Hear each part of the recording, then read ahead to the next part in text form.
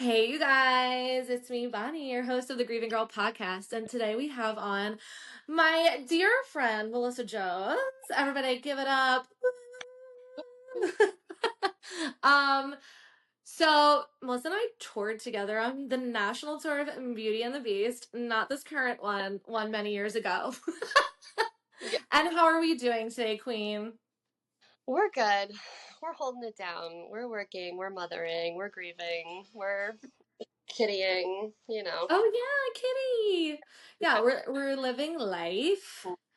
Um, so you guys, Melissa has recently taken a dive into like something I've always been very intrigued about, and you can like get into that more in a little bit, but that's really I was like you got to come on the podcast. We got to chat about this because I've been really like wanting to get someone on who might have more of a an inside look other than my TikTok research.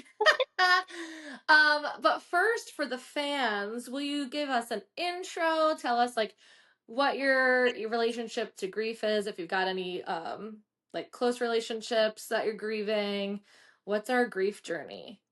That's such a great question. So the long and the short answer to that is I feel like I've been something like a griever my entire life. I have lost, you know, um, nephews, I've lost every grandparent, I've lost aunts and uncles. And it's kind of just been this constant companion with me, like through my entire life. But it wasn't until I lost my brother uh, Mm, in 2021 that I feel like I had a totally different experience with grief, which I think is interesting that not only is it so personal and so individual, like person to person, it's also the grief that you experience is different when you lose different people. So um, I've kind of been on a totally unexpected journey losing my brother because I lost a sister about a decade ago. mm, Felt totally different to how it feels to have lost my brother. Um, so part of the grief journey, I guess, has been like this um, endless unexpected, like grief in itself, like losing someone in itself is unexpected, but then it's like it's just this forever gift that keeps mm.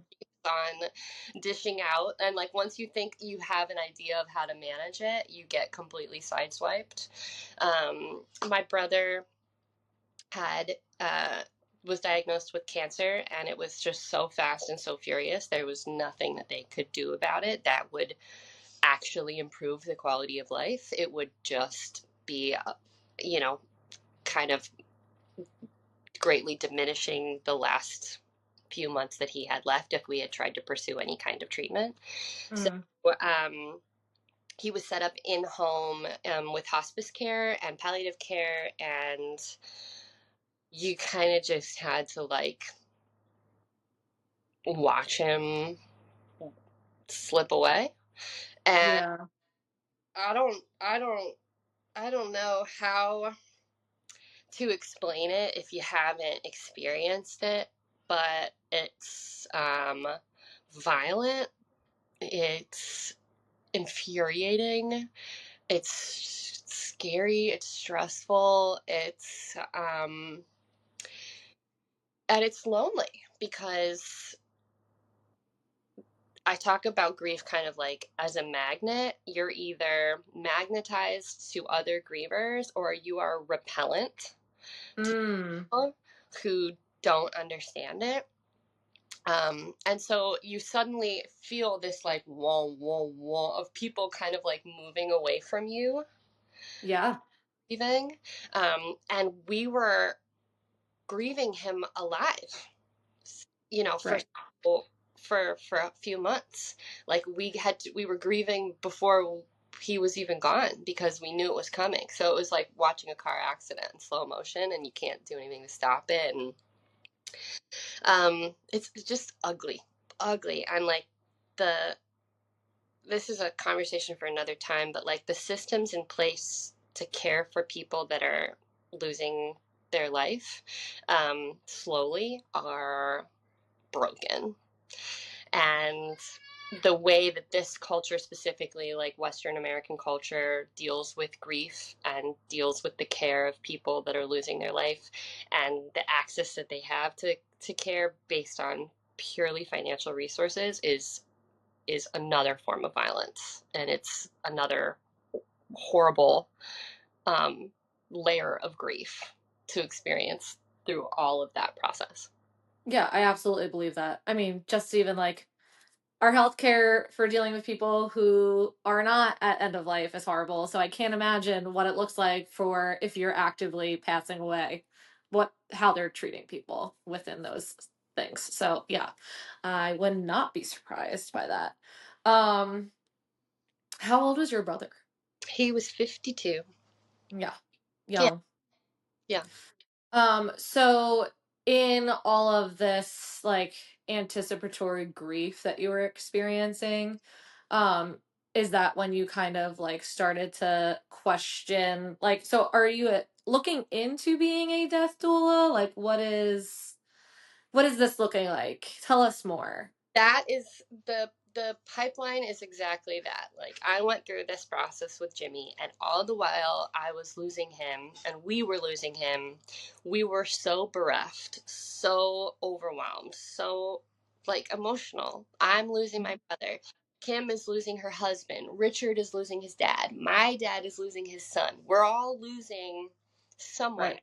But Jimmy is the one that's going. Who the hell is there for Jimmy in all of this? Because his nurses are there to take care of his physical body. Social workers are there to take care, of that process a little bit, but like they maybe stop by very infrequently.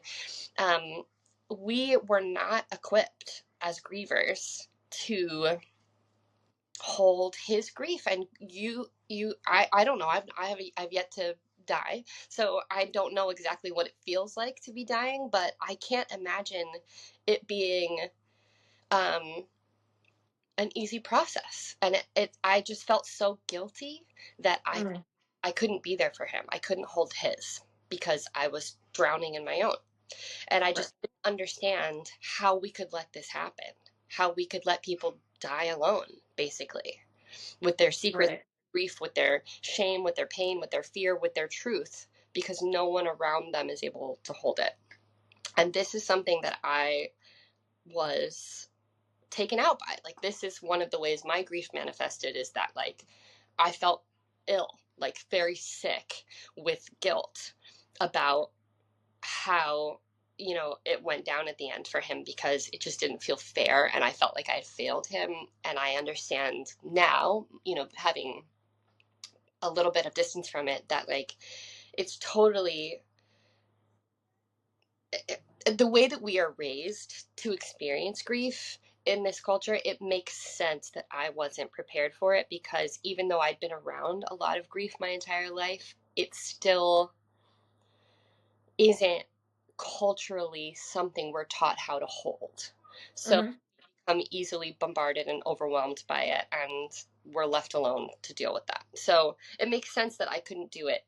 But what does it look like to try and do that for someone else? And um, there's this documentary that I watched over and over and over again after Jimmy passed, and it was about Ram Dass, and it was about his end of life. And I think it's called Going Home. It's like a 45-minute documentary. I found it on Netflix, but I watched it over and over and over again. And he talked about one of the things that he did in his life was he would sit bedside with people as kind of a doula and just bear witness to the end of their life when no one else around them was able to do that. And I was like, that's the thing.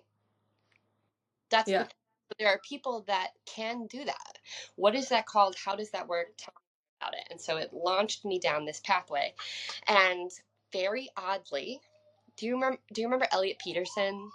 Yes, because he's a death doula now. So Elliot was the one that shared that he started this training, and I was like, this is the thing. And he was like, the same thing happened to me. Here's all the information about it. And that's how I went through the same program, the same training that he did. And Okay.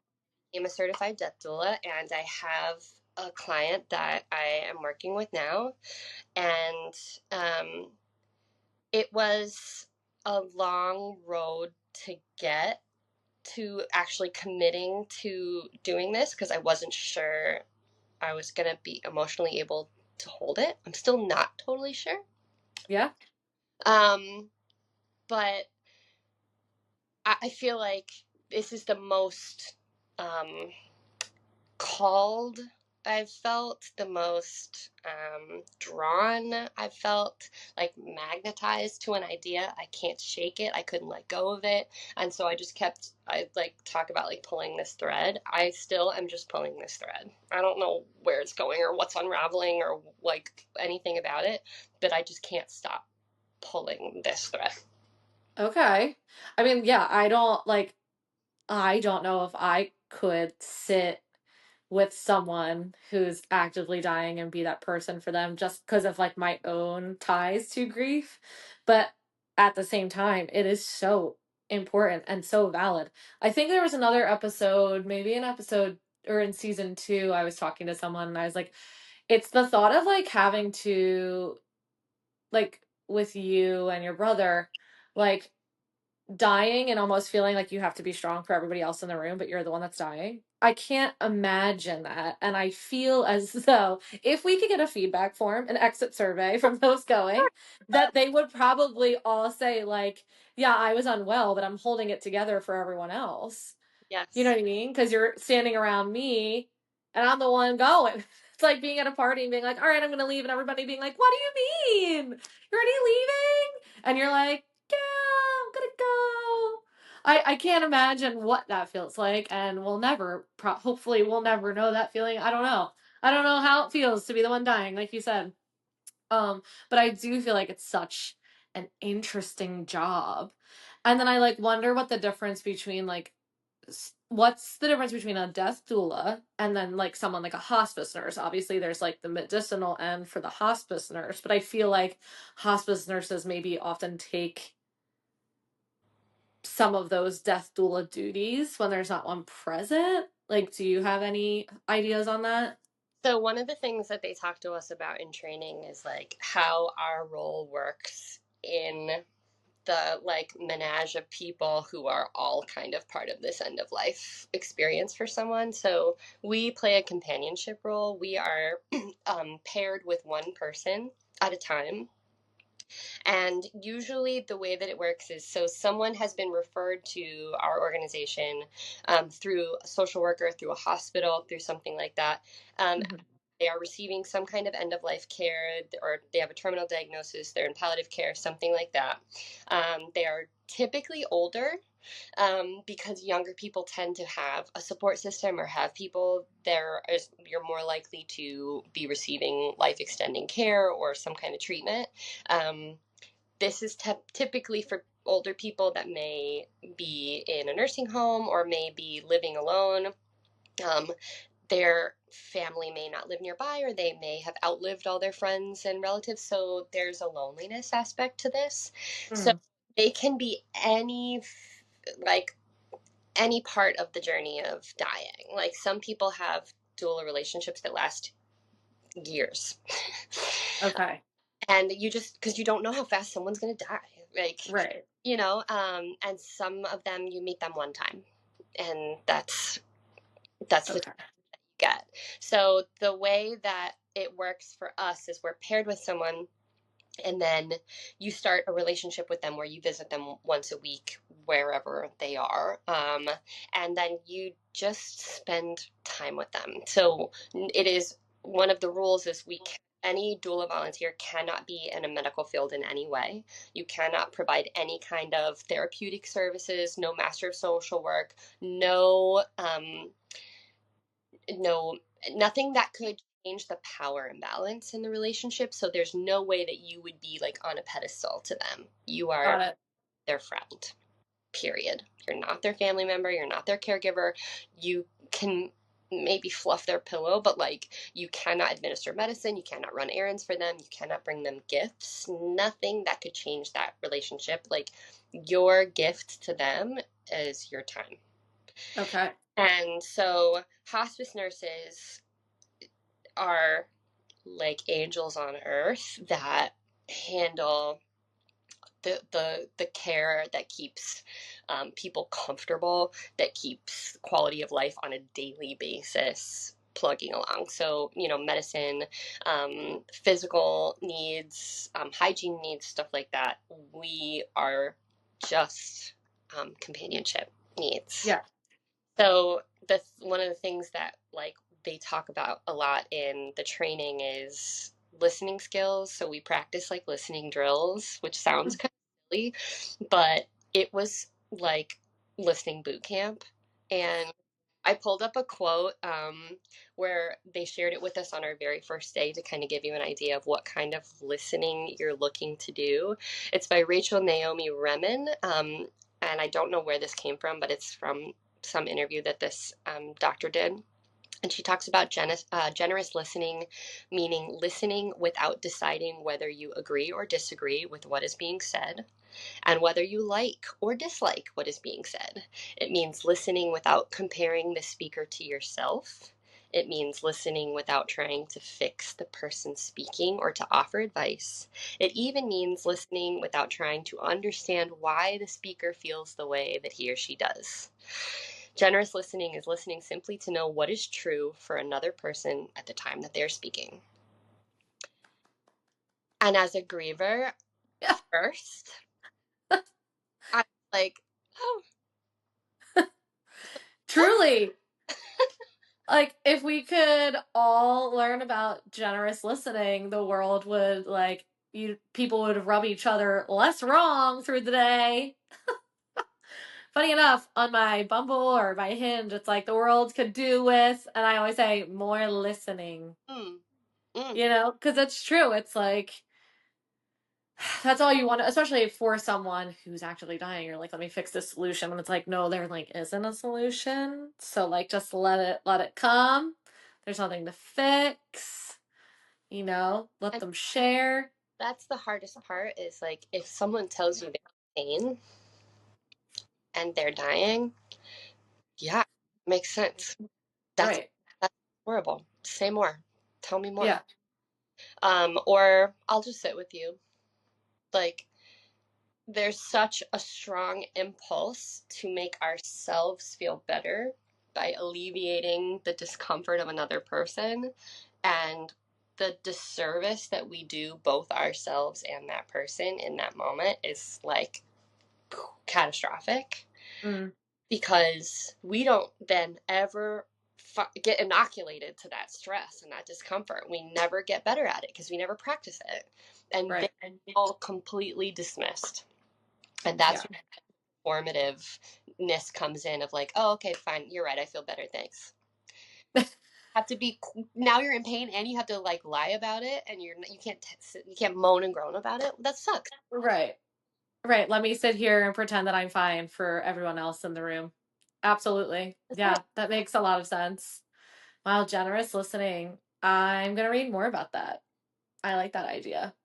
Because there's just nothing more infuriating. Could you imagine like sitting next to someone actively dying and being like, yeah, today this also happened to me. Like, what? But it's like kind of what you do. You're like, oh no, this treatment's gonna work. It's really gonna get better. You got this. You're so strong. And it's like you'll go to your doula client and they'll be like talking to you and they're like, you're the only person I can say this to, but I'm tired of being strong. I'm tired of being in pain. I don't want to do this anymore. But I can't say that to them. Right. So they have this whole other life that Right. they don't get to live because we inadvertently are trying to help them by Right. Well, I think it's the same thing of like no one wants to see their people upset, you know? So yeah, it's this like whole web we have woven of like normalized grief, normalized being sad, normalized things like kind of sucking. Like it's okay for a sad thing to be sad or like a painful thing to be painful. There's not always this like fluffy put a bow on it solution to make everybody feel comfortable with each other. I think it's like very cool and I need to read more about it. I don't know if I could personally do it. I mean, and again, like I've only ever seen like my one grandmother was the only like prolonged kind of ending. My mom's mom, everybody else like kind of died out of nowhere. Like literally all of my deaths either like happened in like a day or I was really little and I didn't know. And like my parents were both unexpected for me. Yeah. So like I've never really like gone through, I mean my aunt, actually I think it was the tour that we were on. My aunt died. She had glioblastoma, and I was on the road, so I like wasn't around to see all of that. Hmm. Whereas like my sister was around to see that a little bit more. So I've never really experienced like anticipatory grief. So I'm not sure like really how I would be with it. Um, Curious. I'm sure unfortunately I will find out at some point in my life. I'm sure I will see it. Um, but death doulas, we need more. I think so. I mean, one of the things that I think is so interesting is like the work of a death doula. It sounds so dramatic, but the work of a death doula is like the most simple like act of being present with someone as they experience their own life, or what's left of it, or their own death, and how we've assigned special meaning. Like we have to bring in outside help Right. to just sit with people um, through these inevitable things. Like we're all gonna die. Maybe it will Right. be quick. Maybe it will be in your sleep. Maybe it'll be a long slog through something more terrible. But everyone's going to die. And the end of life process is still so mysterious to people because we kind of lock it away. We put old folks in a home. We don't necessarily Mhm. have generational homes where we're caring for people through that stage of life anymore. We kind of outsource that to other people. So then we don't work on the skill of witnessing it and bearing. Right. And this is something that I felt with my grief. Is I was like, look at me, look at me, this is happening to me, somebody look at me, somebody take me in, somebody understands me. And I can only imagine death is something similar, of like, this is happening to me, your whole world Mhm. is gone, but look at me, look at me. And to rob people of that, to rob maybe every single dying person on the planet of that, is like a failure of humanity. Right. It's scary. Yeah, I'm like at the end of the day, it's like death doulas are a human.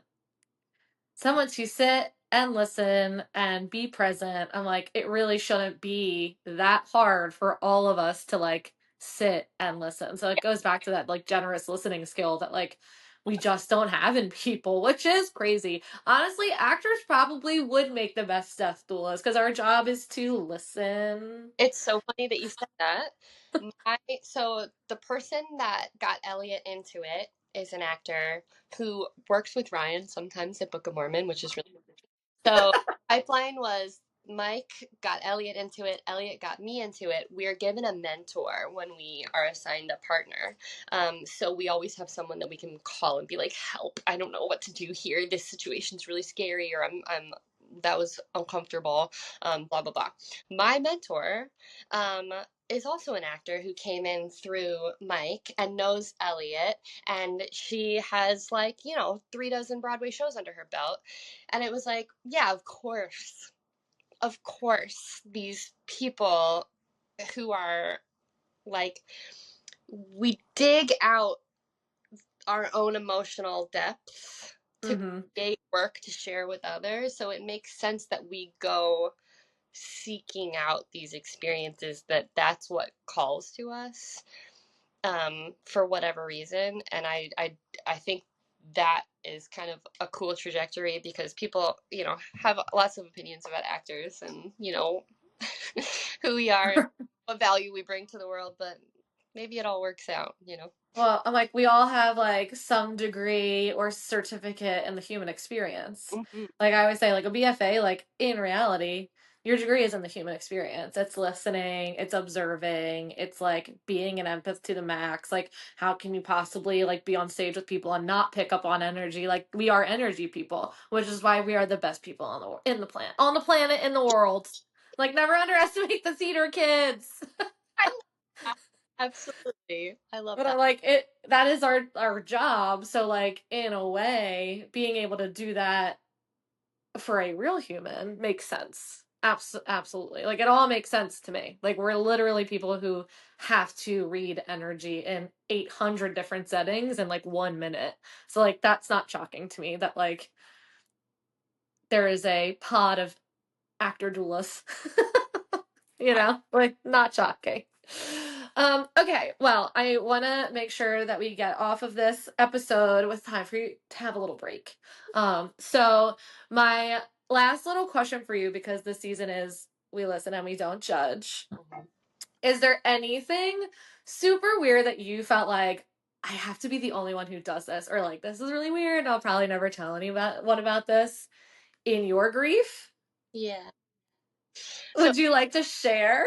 aside from becoming a death doula, which I thought was a pretty weird response to losing, um, so I have like I'll try and explain this briefly, but like I have a tendency towards OCD, but like with cyclical thinking. Okay. So it gets triggered. It was triggered postpartum. It was triggered in grief. It takes a pretty big life shift to bring something like this out, but it makes me obsessive with very specific things that I then cannot break out of. Like my therapist talks about, I can walk down a hallway so long as all the doors are closed, but if one of them is cracked, I'm stuck in that doorway, and it's hard for me to pry myself out of that doorway. Okay. One example is like I became obsessed with, do you remember that submarine, that submersible that went missing? I've watched every documentary. I was, and it's like that's a crazy thing because it's so sad and also so chaotic. There's so much to it. Like but I was like magnetized to this event and this grief, and I like could write a dissertation on it. I know so much about it, and Ryan's like, I don't think that's good, and I'm like, I agree. And it's like scratching a mosquito bite. I like can't stop thinking about it. It wakes me up at night. Not so much anymore. I've moved on to other micro-tragedies, you know what I mean? Sure. That's what it is. I'm like attached. I like become a barnacle to weird like micro-tragedies. It's almost a way to deal with my own grief through other people's. So I'm kind of the same. And like, is that I'm like, wait, me too. Like this like Idaho 4 thing, I'm in the courtroom. I'm in the courtroom. I've watched every documentary. I'm all over the TikTok, like whatever. And I even texted my sister about it being like the parallels. There's an Amazon Prime documentary. Um that like one of the kids' families who hasn't really said actually two of the kids' families who haven't said much at all in the press did. It's the best one because it's from their point of view. It's their story, it's them telling it. And I literally text my sister and I was like, the parallels of our grief, especially with like the legal, all of that stuff, which like they still got their answers, before we did. But they're like actually it's kind of wild. Like what happened to their kids obviously did not happen to my mother, but there are so many parallels. But I'm like, I'm sure that is why we hone in on things like that, because there are absolutely threads of grief and all of that. It Yeah. is grief. And it becomes like it's so satisfying in a dark, terrible way to obsess over so I can like maybe find relief from my own. Right. Yeah. Not schadenfreude because I'm definitely not happy any of these things have happened, but it's like if I obsess over theirs, I get a break. Maybe that's it. I guess I should unpack this. Now, I don't have a therapist. I'm We'll get there. We'll get there. But I'm like, maybe I'll write about that a little bit more. But we listen and we don't judge everyone. That's true. Hit it. Some of us watch the submersible documentaries to escape from our own reality. Yeah. Yeah. And, you There's like know, hearing that you also do that because it's just like, God, this is sick. Why am I doing this to myself? But it makes sense if someone else does it. I feel better now. yeah, I mean, even like all the YouTubers that like the truth, like there's got to be something psychological to go with that. Even like the Karen Reed case, like all of that. I don't know if you know about that, but it's like the same thing. I'm like, yeah, sure, there's the quotes true crime of it all, but there's more. There's more to this Mm-hmm. in here. So if you're a psychologist out there, let us know. Yes. But all right, I will let you go since you have a busy work day. Thank you so much for joining and sharing and like enlightening the listeners of the podcast about death doulas.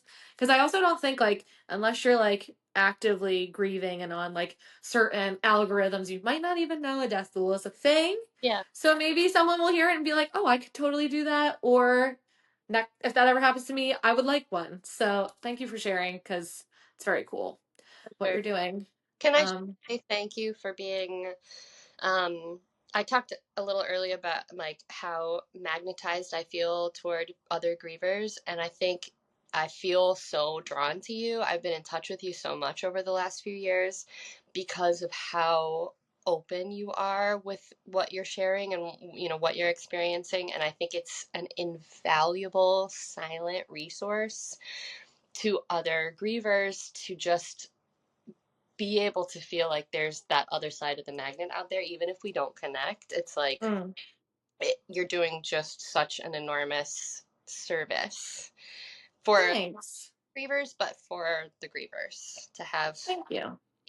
I appreciate Yeah, I mean, it's like I say it all the time. Like we're actors, so like the brand has always been there, right? Like it started with the website, and then it went to Instagram. Like I'm oversharing my life because Bonnie is the brand, and then like my mom is part of that brand. Like she was all over my stuff.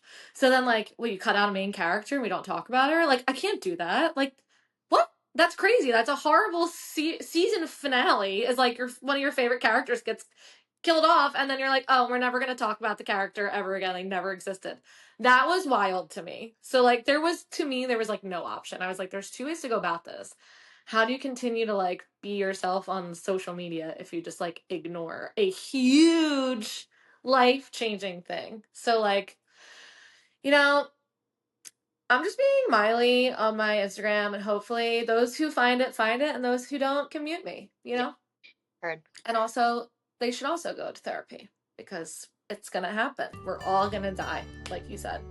So, all right, girlfriend. Well, get on out of here. Thank you so much for joining. I hope you have a beautiful rest of your day. Thank you, you too. Take care. Yeah, same.